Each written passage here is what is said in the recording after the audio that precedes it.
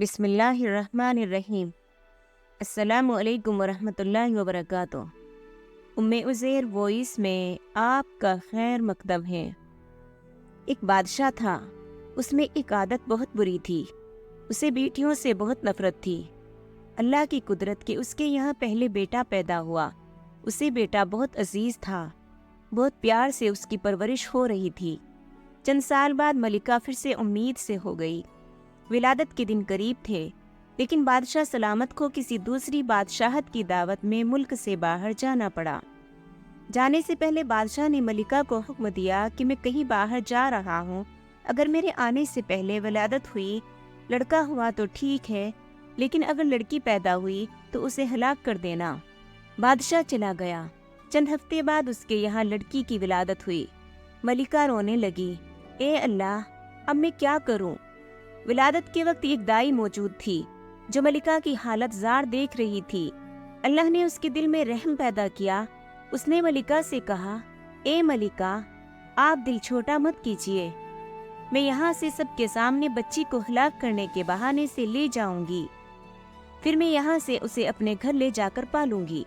اگر آپ کسی طرح سے بچی کے لیے خرچ وغیرہ بھیجتی رہیں گی تو آپ کی بچی خوشحال رہے گی، ورنہ مجھ غریب کو جو نصیب ہوگا اس سے بھی میں پالنے کی کوشش کروں گی۔ ملکہ نے کچھ سونا، چاندی، زیور وغیرہ بچی کے واسطے تھما دیے۔ بچی کو اس کے حوالے کیا۔ محل میں یہ بات پھیلائی گئی کہ دائی نے بچی کو لے جا کر ہلاک کر دیا، جبکہ دائی نے شہزادی کو اپنے گھر لا کر بہت پیار سے اس کی پرورش کی۔ جب بادشاہ سفر سے واپس آیا تو اسے یہی احوال سنایا گیا کہ آپ کے جانے کے بعد بچی کی ولادت ہوئی اور آپ کے حکم کے مطابق اسے ہلاک کر دیا گیا۔ بادشاہ اپنی بدعادتی کے باعث خوش ہوا۔ دائی نے لوگوں کے سامنے اپنی نواسی ظاہر کیا۔ کبھی کبھار بادشاہ سے چھپ چھپاتے شہزادی کو لاتی اور ملکہ اپنی بیٹی کو دیکھ کر اس کی ممتا کو کچھ قرار ملتا اور وہ دائی کو سونا چاندی اپنی بیٹی کے لیے دے دیتی، چونکہ شہزادی کی پرورش اچھی طریقے سے ہوتی رہے۔ اس لیے خوب قدر کاٹ نکالی۔ خوبصورت تو تھی ہی، اس لیے جوان ہوتے ہی دنیا کے سامنے شہزادی نہ ہوتے ہوئے بھی شہزادیوں کی طرح دکھنے لگی۔ ایک دن بادشاہ کی سواری شہر سے گزر رہی تھی۔ اسی وقت شہزادی اور دائی بھی اسی راستے سے گزر رہی تھی۔ بادشاہ کی نظر شہزادی پر پڑی۔ پوچھا، یہ کون ہے؟ وزیر نے کہا، یہ اس بیچاری عورت کی نواسی ہے۔ بادشاہ نے حکم دیا، مجھے یہ بہت پسند آئی ہے، کل اس کے گھر میرے لیے رشتہ لے کر جانا۔ چونکہ حقیقت کا کسی کو پتہ نہیں تھا، اس لیے دوسرے دن وزیر، وکیل وغیرہ دائی کے گھر بادشاہ کے لیے اس کی نواسی کا ہاتھ مانگنے گئے۔ اب دائی کی اوزان خطا ہو گئے کہ یا اللہ، اب میں کیا کروں؟ اس نے صاف انکار کرتے ہوئے کہا، میں ایک غریب ہوں، میری نواسی بادشاہ کے لائق نہیں، اور نہ ہی بادشاہ کا کسی غریب سے رشتہ جوڑنا صحیح ہے، اس لیے دوبارہ اس سلسلے میں میرے گھر مت آئیے گا۔ بادشاہ خود تو نہیں آیا، لیکن دائی کے گھر رشتے کے لیے بہت بندے بھیجے۔ سب نے دائی کو بہت سمجھایا، منت سماجت کی، لالچ دیے، دھوس دھمکی دی، لیکن دائی ٹس سے مس نہیں ہوئی۔ تب بادشاہ نے حکم دیا کہ دائی کو پکڑ کر خوب سزا دو تاکہ وہ رشتے کے لیے مان جائے۔ سپاہی دائی کو پکڑ کر بادشاہ کے سامنے لائے۔ انہوں نے اسے خوب کوٹ کوٹ کر پیٹنا شروع کر دیا۔ سپاہیوں نے دائی کو کپڑے کی طرح نچوڑ کر رکھ دیا۔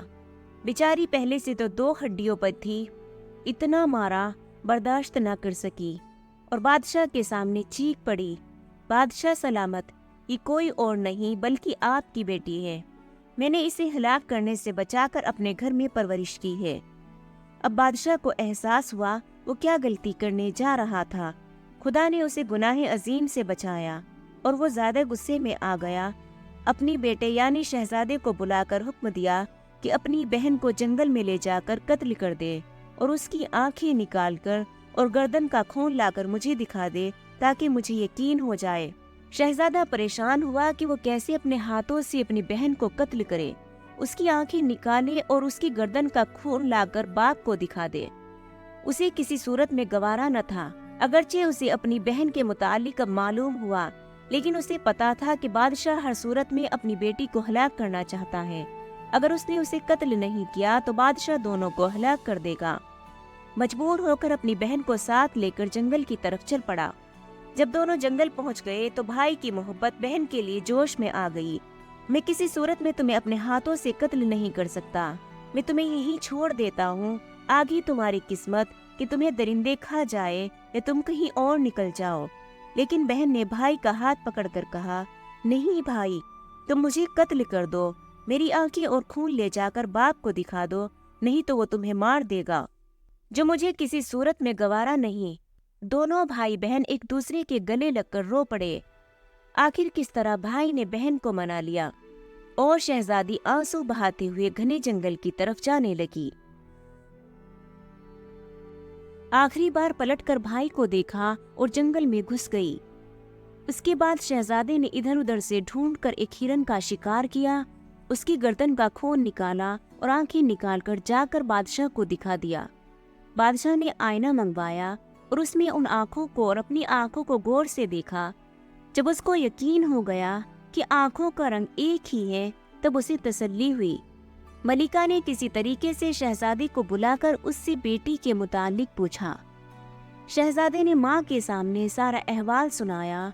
मलिका ने मुंह आसमान की तरफ करके हाथ ऊपर उठाए और बेटी के लिए दुआ मांगी कि ए अल्लाह, तू मेरी बेटी की हिफाजत कर, उसे अपने अमान में रख और उसे किसी अच्छी जगह पार लगा दे। अब आगे शहजादी का किस्सा सुनिए। शहजादी जंगल में रहने लगी और भूख मिटाने के लिए जंगली फल फूल खाकर अपना वक्त गुजारने लगी। उस दौरान बहुत सा वक्त गुजर गया। झाड़ियों कांटों से उलझकर उसके पोसीदा कपड़े तार तार हो गए। आखिरकार उसके बदन पर कोई कपड़ा न रहा। एक दिन किसी और मुल्क का बादशाह अपने लाओ लश्कर के साथ उसी जंगल से गुजर रहा था। इत्तेफाकन बादशाह उसी तरफ जा निकला जिधर शहजादी थी। जब शहजादी के कानों में किसी घोड़े के कदमों की आहट पड़ी तो जल्दी जल्दी किसी घने दरख्त पर चढ़ गई और उसके बड़े बड़े पत्ते तोड़कर अपने सतर पोशी करके छुप कर बैठ गई। बादशाह भी आकर उसी दरख्त के नीचे ठहर गया। दरख्त घना और सायेदार था। अपने घोड़े को एक तरफ बांधा और दरख्त के साए में कपड़ा बिछाकर थोड़ी देर सस्ताने की खातिर लेट गया। चूंकि उसका मुंह आसमान की तरफ था और वो अपने ख्यालों में गुम था, उसकी नजर दरख्त के घने पत्तों में पोशीदा किसी हियत पर पड़ी। वो उछल कर खड़ा हो गया और बुलंद आवाज से कहने लगा, ए अल्लाह की मखलूक, तुम कोई परी हो, फरिश्ता हो या जिन या कोई इंसान, जो भी हो अपने आप को जाहिर करो, मैं तुम्हें कोई नुकसान नहीं पहुंचाऊंगा। शहजादी ने पुकार कर कहा, ए मुसाफिर, मैं एक लाचार लड़की हूँ, मेरे जिस्म पर कपड़े के नाम पर कुछ भी नहीं है। अगर तुम अपने नीचे बिछी चादर को मेरी तरफ फेंक दो तो ताकि मैं उसे ढांप कर नीचे उतरूं और तुमसे बातचीत करूं। बादशाह ने अपने नीचे बिछी कपड़े को उठाया और उसका गोला सा बनाकर उसकी तरफ फेंका।